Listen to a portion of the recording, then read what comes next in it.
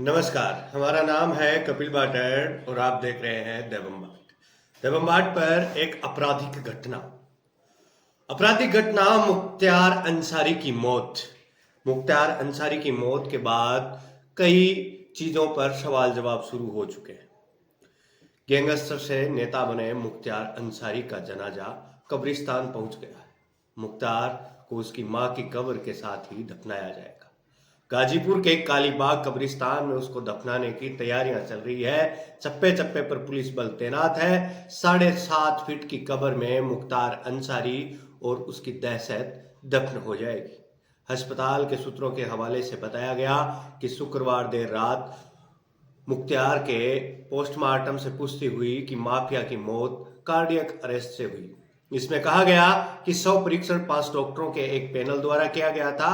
जांच के बाद मुख्तार का शव उनके छोटे बेटे उमर अंसारी को सौंप दिया गया, जो शव परीक्षण के समय रानी दुर्गावती मेडिकल कॉलेज में मौजूद थे। आपने देखा होगा मुख्तार अंसारी ने 5 दिन पहले ही एक रिपोर्ट में कहा कि जेल प्रशासन मुझे जहर दे रहा है। ये जहर किस प्रकार का था, ये मौत किस प्रकार से हुई? मुख्तार अंसारी जो दंगों में संलग्न था, जो दंगों में दंगे करवाने का एक मुख्य आरोपी था उत्तर प्रदेश में। उसके बाद वर्तमान सीएम उत्तर प्रदेश के योगी आदित्यनाथ पर भी हमला करवाया गया। योगी आदित्यनाथ पर हमला हुआ। उसके अलावा अंसारी के ऊपर कई मामले, दर्जनों मामले दर्ज थे। वो एक माफिया था, वो एक गुंडा था, वो एक बदमाश था और उसके लिए कई लोग बाजार में आकर उसके पक्ष की बातें भी कर रहे हैं। एक स्थानीय नागरिक ने एक मीडिया कर्मी को बताया कि कालीबाग में ही अंसारी के परिवार के लोगों को दफनाया जाता रहा है और मुख्तार को दफनाने के लिए उनके माता पिता की कब्र के पास ही गड्ढा बनाया गया है। मुख्तार अंसारी को बृहस्पतिवार को तबियत बिगड़ने के बाद बांदा जिला जेल से रानी दुर्गावती मेडिकल कॉलेज ले जाया गया, जहां दिल का दौरा पड़ने से उसकी मौत हो गई। मुख्तार के परिजनों ने अंसारी को जेल में धीमा जहर देने का आरोप लगाया था। हालांकि अंसारी के पोस्टमार्टम से इस बात की पुष्टि हुई है कि उसकी मौत दिल का दौरा पड़ने से हुई थी।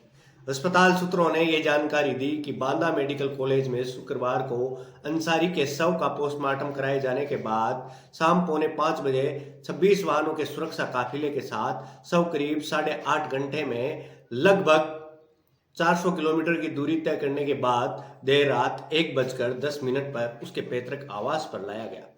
भारी सुरक्षा व्यवस्था के बीच अंसारी के आवास पर काफी भीड़ जमा हो गई। एक प्रत्यक्षदर्शी ने बताया कि बहुत से लोग पूरी रात वहां जमे रहे, लेकिन सुबह तक भीड़ कुछ कम हो गई। शनिवार सुबह से ही लोगों के आने जाने का सिलसिला शुरू हो गया था। उन्होंने बताया कि अंसारी के आवास पर उसके बड़े भाई गाजीपुर के सांसद अफजल अंसारी, बड़े भाई व पूर्व विधायक सिगबतुल्लाह अंसारी, छोटा बेटा उमर अंसारी, भतीजा व विधायक सुहेब अंसारी समेत परिवार के अन्य सदस्य मौजूद थे। लेकिन मुख्तार के बड़े बेटे व विधायक अब्बास अंसारी के जनाजे में शामिल होने की उम्मीद लगभग समाप्त हो गई। अब्बास अंसारी आपराधिक मामलों में कासगंज की जेल में बंद है। ये एक पूरा रोड़ा है किसका? एक माफिया परिवार का, एक गैंगस्टर परिवार जो इतना बड़ा कि उसमें मैंने आपको कितने राजनीतिक लोगों के नाम बताए, जो मुख्तार अंसारी के भाई, भतीजा, बेटा, कितने लोग हैं और वो कोई विधायक है, कोई सांसद है, कोई क्या है।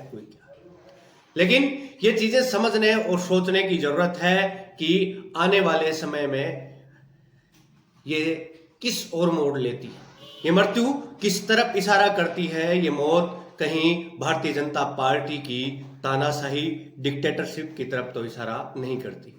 ये डिक्टेटरशिप है या फिर क्योंकि मुख्तार अंसारी ने 5 दिन पहले ही एक रिपोर्ट दी। उस रिपोर्ट में ये कहा कि मुझे धीमा जहर दिया जा रहा है और मुझे मारा जा रहा है, मुझे मारने का प्रयास किया जा रहा है।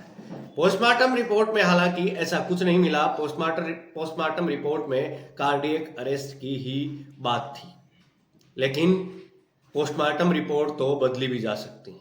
मुख्तियार अंसारी जैसे इतने बड़े गुंडे की पोस्टमार्टम रिपोर्ट को बदलना सरकार के शायद कुछ काम आए, लेकिन ये तो आने वाला वक्त ही बताएगा कि ये घटना किस ओर इशारा करती है। ये चीजें तो भविष्य के गर्भ में है। लेकिन अभी के समय मैं आपसे विदा लेता हूं। मैं आपका दोस्त और होस्ट कपिल बाटर, और आप देख रहे थे देबम बाट। और देबम बाट में एक आपराधिक व्यक्ति की अंत की कहानी को आपने सुना। इसके बारे में आपकी क्या राय है, सुझाव देकर बताएं। अभी के लिए विदा लेता हूं। धन्यवाद।